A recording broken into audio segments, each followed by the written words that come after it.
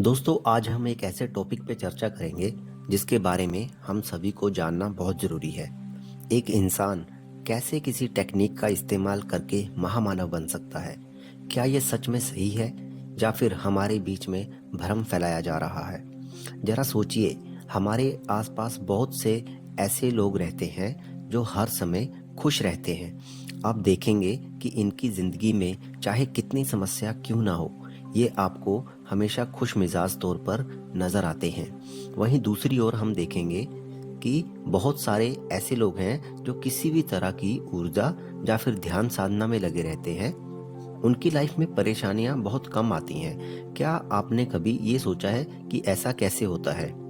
ये या फिर जीवन का कोई ऐसा रहस्य है जो आमतौर पर हमसे छूट जाता है, या फिर इसे देखने के लिए हमें थोड़ा और डीप समझने की ज़रूरत है? आज के इस सेशन में हम इसी के बारे में आपके साथ जानकारी साझा करने जा रहे हैं। रिलैक्स बैठिए और ध्यान से सुनिए। ये जानकारी है ह्यूमन शरीर के बारे में, जिसके लिए कहा जाता है कि हमारे इस शरीर में 5 अलग अलग तरह के कोष पाए जाते हैं। आप चाहे इस बात पे यकीन करें या ना करें, पर जैसे जैसे सेशन आगे बढ़ेगा आपको धीरे धीरे ये बात समझ में आने लगेगी कि इन बातों में कहीं ना कहीं थोड़ी सी सच्चाई जरूर है। हाँ, ये सारी स्टडी आपको एक जगह नहीं मिलती। आपको थोड़े ग्लिम्स किसी एक बुक में, और थोड़े किसी समझदार इंसान की बातों में, और थोड़े कहीं और मिलते हैं। आपको इन बातों को इकट्ठा करके एनालिसिस करना पड़ता है और खुद समझने की कोशिश करनी पड़ती है। जरा ध्यान से समझिए। कहा जाता है कि इंसानी शरीर में 5 अलग अलग कोष होते हैं।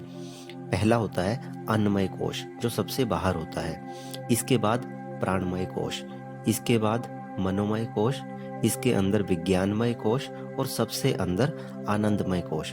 अब सवाल ये है कि आखिर ये 5 कोश हैं क्या, और ये जानकारी हमारे लिए किस तरह से लाभदायक हो सकती है? हम इसका कैसे फायदा उठा सकते हैं? तो ध्यान से समझिए। शरीर की बाहरी बनावट, जिसमें हमारा शरीर, स्किन, मांसपेशियां, ब्लड, या ये सब कुछ जिसे आप फिजिकल तौर पर छू सकते हैं, ये अन्नमय कोश होता है। अन्नमय कोश का मतलब है शरीर का वो हिस्सा जो आपके अन्न खाने से बनता है। खाना खाने से आपको ऊर्जा मिलती है और शरीर पुष्ट होता है। यह है फिजिकल बॉडी या फिर अन्नमय कोश। अन्नमय कोश के अंदर आता है प्राणमय कोश। प्राणमय कोश, जैसा कि नाम ही बताता है, ये प्राणों से रिलेटेड है। और कौन से प्राण? जीवन वाले नहीं, ये सांसों से रिलेटेड है। सनातन के अंदर सांसों को प्राण भी कहा गया है।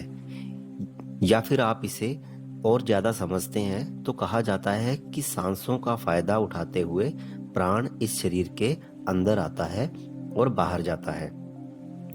इसीलिए अन्नमय कोश के अंदर प्राणमय कोश रहता है। ये बॉडी का वो पार्ट है जिसमें सांस आती जाती है और जो सांसों से पुष्ट होता है। एक कंसेप्ट है जिसे ध्यान से समझिएगा। यदि आप अंदर के शरीर को ठीक रखेंगे, यानी कि प्राणमय कोश को, तो आपको उसके बाहर का शरीर अन्नमय कोश अपने आप सही हो जाएगा।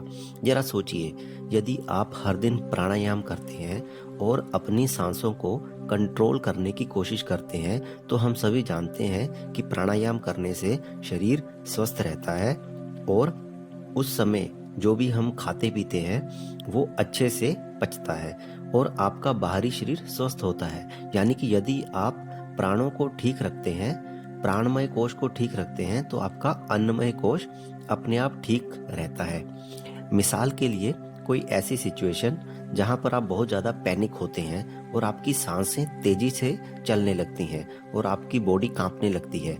ऐसे वक्त में आपको अपने अंदरूनी बॉडी या फिर प्राणमय कोश को कंट्रोल करना होता है। अब आप लंबी लंबी सांसें लेना शुरू करते हैं और आपकी बॉडी धीरे धीरे आपके कंट्रोल में आने लगती है और आप पैनिक सिचुएशन से बाहर निकलने लगते हैं। तीसरा होता है मनोमय कोश। ये वो पार्ट है जो आपकी सोच से कवर होता है, यानी कि मेंटल हेल्थ से। आप किस तरह के विचार रखते हैं, ये आपके मनोमय कोश को दर्शाता है। जरा सोचिए, आप आए दिन अगर कोई इंसान दुखी रहता है या लोगों के बारे में कोई बुरा बोलता है, एक दूसरे से ईर्ष्या रखते हैं, लड़ाई झगड़ा करते हैं, ऐसे इंसान आप पाएंगे कि ज़्यादातर वीक बॉडी के शिकार होते हैं। वहीं दूसरी ओर जो लोग हमेशा खुश मिजाज रहते हैं, किसी के बारे में बुरा नहीं बोलते या सोचते नहीं, हमेशा सबका भला करने की कोशिश करते हैं, यानी जो मन से अच्छे होते हैं, आप पाएंगे कि वो शारीरिक रूप से ज़्यादातर स्वस्थ होते हैं। ऐसे लोग अपने चारों तरफ एक पॉजिटिव ऑरा रखते हैं, यानी कि उनका प्राणमय कोश और अन्नमय कोश दोनों ही अच्छा होता है। ऐसे लोगों के पास बैठने में बड़ा मज़ा आता है, उनकी बातें सुनने में, उनके साथ समय बिताने में, या हंसने खेलने में या घूमने जाने में अच्छा लगता है। यदि मनोमय कोश किसी भी इंसान का बुरा है तो ऐसे इंसान के साथ कोई 10 मिनट भी बैठना नहीं चाहता। हम लोग कहते हैं कि इसके पास अजीब सी वाइब आती है, इससे दूर रहना ही ठीक है।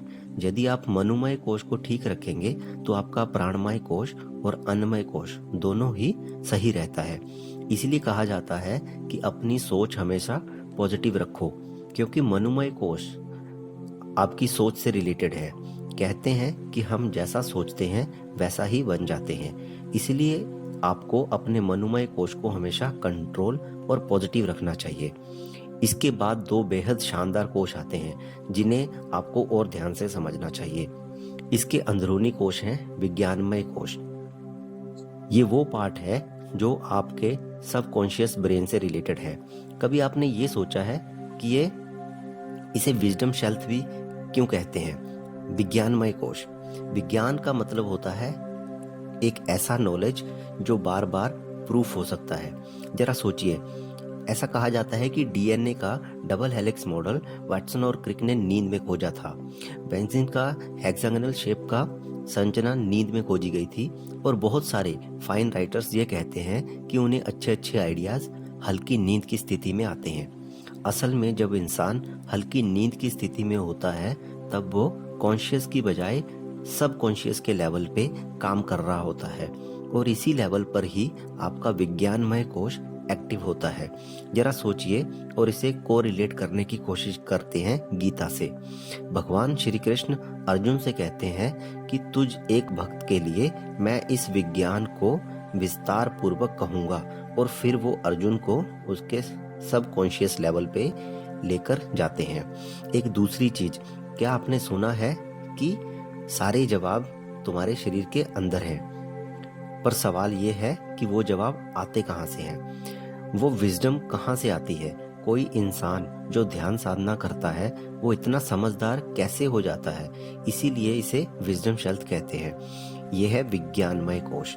यहाँ तक पहुँचने के लिए आपको ध्यान साधना या फिर अटूट भक्ति की जरूरत होती है। यदि आप हर दिन कुछ समय ध्यान साधना में बिताते हैं तब आप अपनी चेतना यानी सबकॉन्शियस रेंज को विज्ञानमय कोश तक ले जाते हैं। आप देखेंगे कि जो लगातार ध्यान साधना करते हैं उनका मन हमेशा स्वस्थ रहता है, यानी वो मनोमय कोश को अच्छा कर पाते हैं। मनोमय कोश को अच्छा करने की वजह से उनका प्राणमय कोश सही रहता है, और बाहरी रूप से उनका अन्नमय कोश यानी शरीर पूरी तरह से स्वस्थ रहता है। इसलिए आप ये जान लीजिए कि जैसे जैसे हम अंदरूनी शरीर यानी विज्ञानमय कोश को ठीक रखते हैं, हमारा बाहरी शरीर भी स्वस्थ रहता है। और सबसे आखिरी है आनंदमय कोश। आखिर इसे आनंदमय कोश क्यों कहा जाता है? परमात्मा का एक नाम है सच्चिदानंद, सच्चित आनंद। ये वो कोश है जहाँ पर जाने के लिए आपको रेगुलर और डीप मेडिटेशन करना होता है। एक बार जब आप इस स्वरूप के अंदर चले जाते हैं तो आपको सारे विज्ञान, सारे ज्ञान समझ में आने लगते हैं। इसको गीता में भगवान श्री कृष्ण ने ब्रह्म विद्या या राज विद्या का नाम दिया है। उन्होंने कहा है कि ये सारी विद्याओं की राजा है। ये एक ऐसी विद्या है जिसे जान लेने के बाद जीवन में तुम्हारे लिए कुछ जानना जरूरी नहीं रह जाता, और ये आनंदमय कोश में आता है। अगर आप चाहते हैं कि इस कोश तक पहुंचना है तब आपको डीप और रेगुलर मेडिटेशन करने की जरूरत है। पर कितनी मजेदार चीज है ना, कोई भी इंसान अगर लगातार ध्यान करता है और उसका आनंदमय कोश अच्छा रहता है, इसकी वजह से वो विज्ञानमय कोश से ज्यादातर जानकारियां बाहर ले आता है, और इस कारण उसका मनोमय, प्राणमय और अन्नमय ये तीनों ही कोश शानदार रहते हैं। ये एक ऐसी स्टडी थी जिसने हमें बहुत प्रभावित किया, जिसके बारे में हमें थोड़ी-थोड़ी जानकारी थी, पर अब पूरी तरह से एक साथ रखकर जब हमने इसको समराइज़ करना शुरू किया, तो ऐसा लगा जैसे हम किसी दूसरी दुनिया में पहुँच गए हैं। और अब सोचिए कि इस पूरी जानकारी को अगर हम डेली लाइफ में शामिल करना शुरू कर दें और हर दिन थोड़ा-थोड़ा ध्यान करना शुरू करें और अपने विज्ञानमय कोश और आनंदमय कोश को सही करना शुरू करें, तो आपके अन्नमय और मनोमय कोश अपने आप स्वस्थ होने लगेंगे।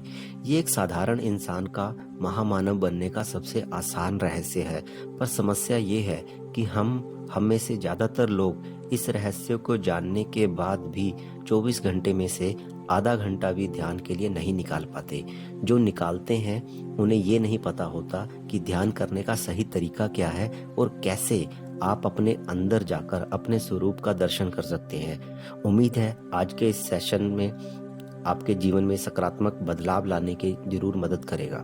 धन्यवाद।